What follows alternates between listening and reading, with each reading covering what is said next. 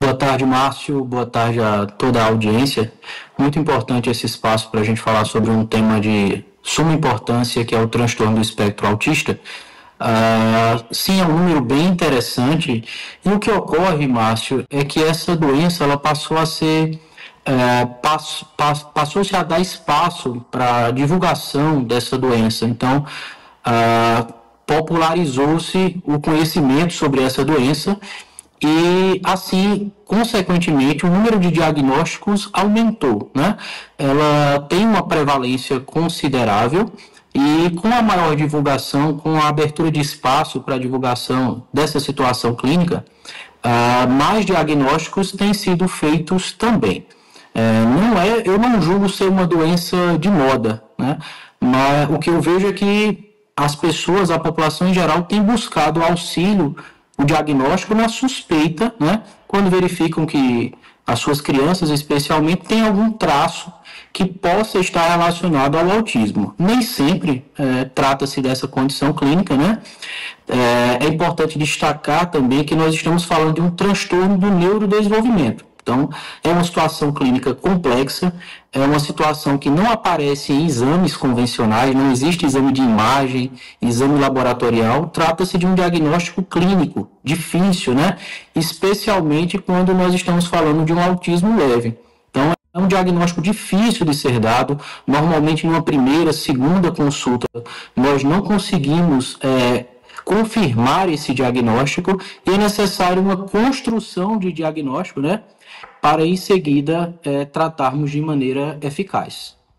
Ô, doutor Alisson, eu até gostei, assim, fiquei mais tranquilo em lhe ouvir, porque eu tinha um receio danado de estar me referindo ao autismo de forma correta. E o senhor, do jeito que falou aí, já me tranquilizou. É mesmo uma doença, é assim mesmo que a gente pode classificar.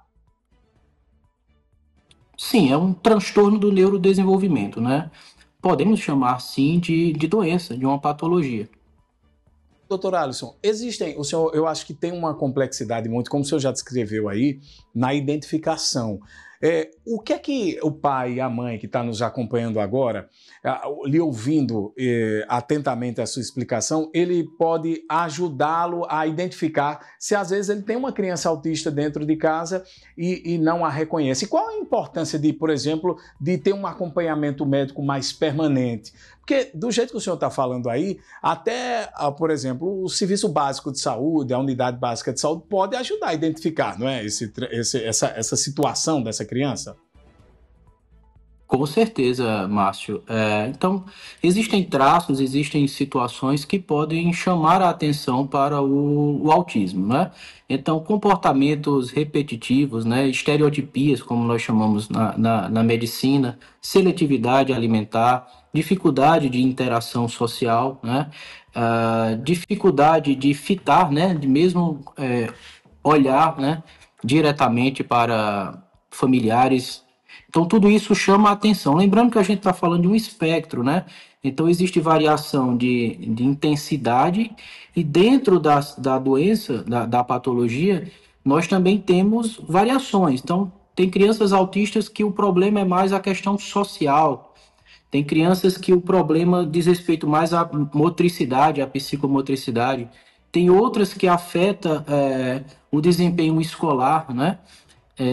Em outras, a fala, né, é algo muito importante de se falar também. A linguagem, ela costuma ser muito afetada também no autismo.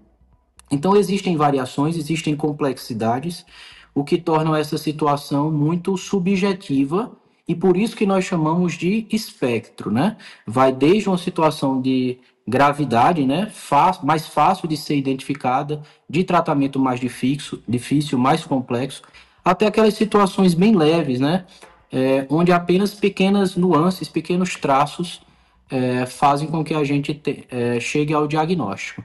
É essa diferença entre os pacientes, o grau 1, grau 2, né, que a gente sempre escuta a mãe e os pais falarem, grau 1, grau 2, grau 3, é essa diferença que estabelece, por exemplo, a intervenção medicamentosa? Toda criança autista, ela precisa tomar algum tipo de remédio? Uma excelente pergunta, Márcio. Veja só, O tratamento do espectro autista, essencialmente, é não medicamentoso, tá? Então, nós lançamos mão de vários profissionais, o que nós chamamos de terapia multidisciplinar, para que essa criança alcance o neurodesenvolvimento. Então, vai depender muito daquela situação. O tratamento é completamente individualizado.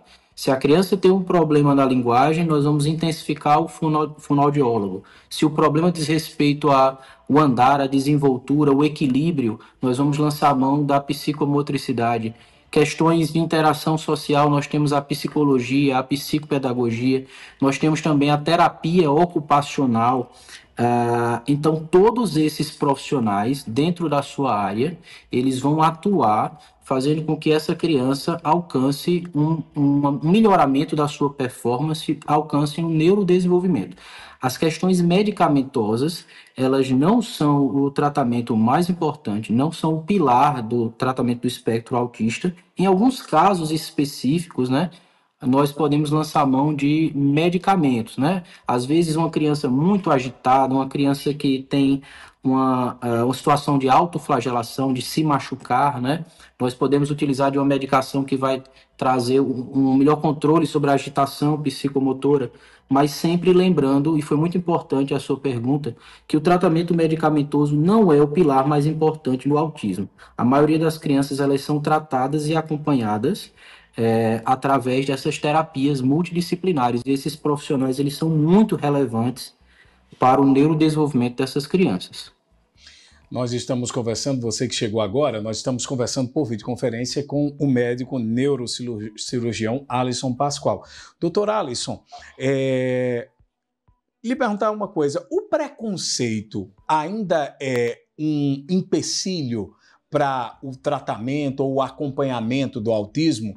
Porque começa também, às vezes, né, doutor, na aceitação familiar, né? A família também aceitar e entender que a criança tem essa condição especial. Sim, com certeza. Mas eu analiso isso de uma maneira bem otimista. Eu acho que as pessoas estão cada vez mais conscientes, né? Estão tendo um melhor conhecimento sobre a doença e os familiares do autista, eles estão tendo ganhos, né?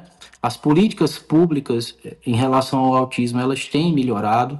Então, esse assunto ele vem sendo cada vez mais debatido e eu creio que nós estamos evoluindo de maneira positiva no que diz respeito ao preconceito. O preconceito, ele parte, na minha opinião, do desconhecimento.